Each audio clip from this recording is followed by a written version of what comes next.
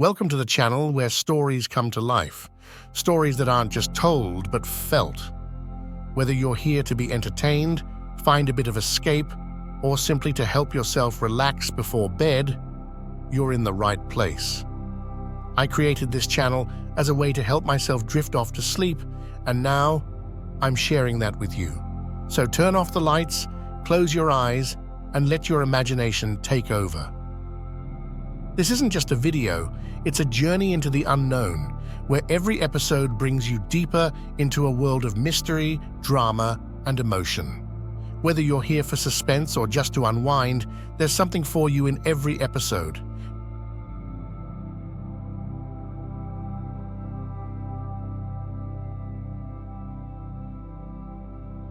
Adam Clark was the kind of man who lived his life in silence. His world composed of numbers, equations, and meticulous work that spanned his entire adulthood.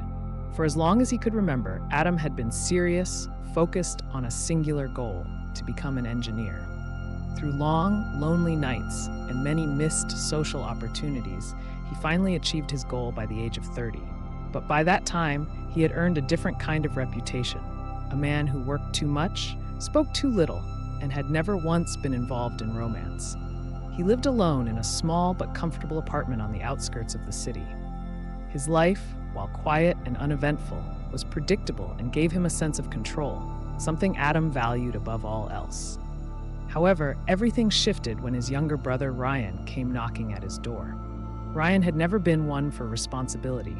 A drifter and habitual job quitter, he had no real direction in life. His string of failures had finally caught up with him, and now he had no place to stay. Reluctantly, Adam allowed him to move in, but it wasn't long before the two began to clash. Adam, ever the workaholic, found Ryan's laziness infuriating. After only a few weeks, Adam had had enough. "You need to start paying rent," Adam said one evening, his voice calm but firm. Ryan, lounging on the couch, barely lifted his head. "I don't have a job.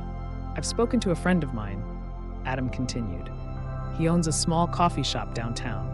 He said he could use an extra pair of hands. You can start tomorrow." Ryan groaned. The thought of working, especially as a coffee shop attendant, was beneath him. But Adam was resolute, and after much complaining, Ryan begrudgingly agreed. A new beginning. It was shortly after Ryan started working at the cafe that Adam's life took an unexpected turn. On a random Tuesday, after finishing his shift at the engineering firm, Adam was approached by a woman at the park near his apartment.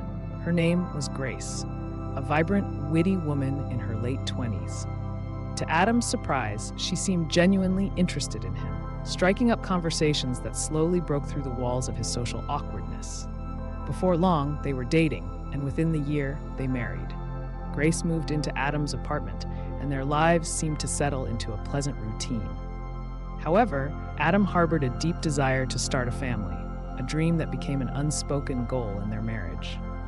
But as months passed and Grace did not conceive, Adam grew anxious. They visited doctors, but all the tests showed that both Adam and Grace were healthy. Eventually, Grace decided to consult a well-regarded doctor who lived just across the street from them. Dr. Harper was friendly and professional, and he offered to run further tests in his private clinic.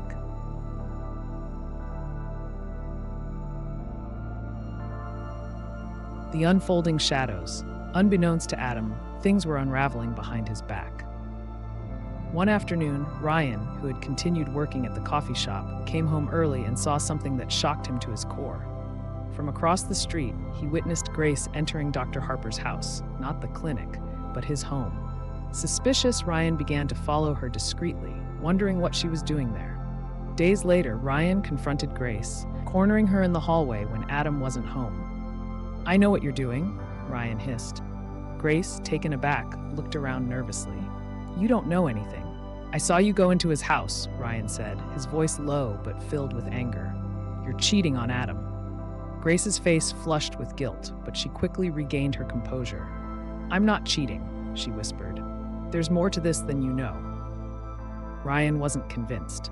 He threatened to tell Adam everything, but Grace surprised him by offering a deal. "Don't say anything," she said quietly. "I'll make sure Adam lets you stay in the apartment rent-free. I'll even convince him to let you quit that job you hate." Ryan hesitated. The offer was tempting.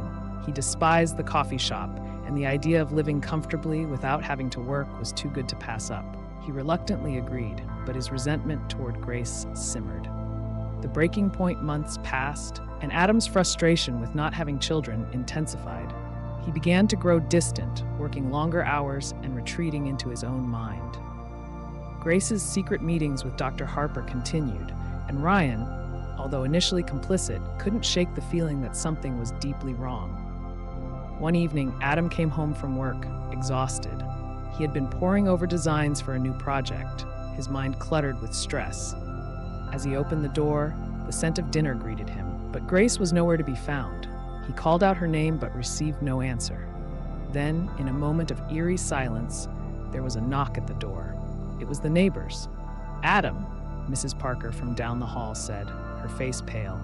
"There's something strange. We smelled something awful coming from your apartment." Confused, Adam let them in.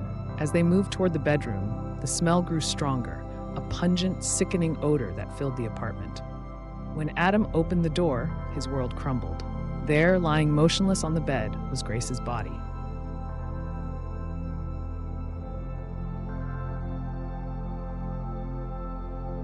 The truth unveiled. The police arrived within minutes. The apartment was swarming with investigators, and Adam, in shock, barely registered what was happening. But as the investigation unfolded, details began to surface that Adam had never imagined. Ryan, driven by jealousy and resentment, had been the first to discover Grace's affair. But it wasn't just the affair that had set him off. It was the realization that Grace had been manipulating both him and Adam for months. She had never intended to help Ryan live rent-free. Instead, she had been using the promise as a way to keep him quiet. Furious and betrayed, Ryan had snapped. He followed Grace and Dr. Harper one afternoon, confronting them at the doctor's house. In the ensuing chaos, Grace had threatened to expose Ryan's schemes to Adam. Fearing that his comfortable life would be shattered, Ryan made a fatal decision. He returned to the apartment later that night, knowing Adam would be working late. In a fit of rage, he killed Grace and staged the scene to make it look like a natural death. But the final twist came when the police investigated Dr. Harper. It turned out he wasn't a doctor at all, just a clerk at the hospital, using the title to seduce vulnerable women under the guise of medical treatment. He had been conning Grace and others for months. The quiet end. As the pieces fell into place, Adam sat in stunned silence. His world, once so carefully controlled, had unraveled completely. His brother, the only family he had left, was arrested for murder, and the woman he had loved had been hiding secrets he could never have imagined. In the end, Adam was left alone once more, his life shattered by betrayal and violence. The quiet man who had once sought nothing more than order and routine was now engulfed in a chaos he could never have predicted.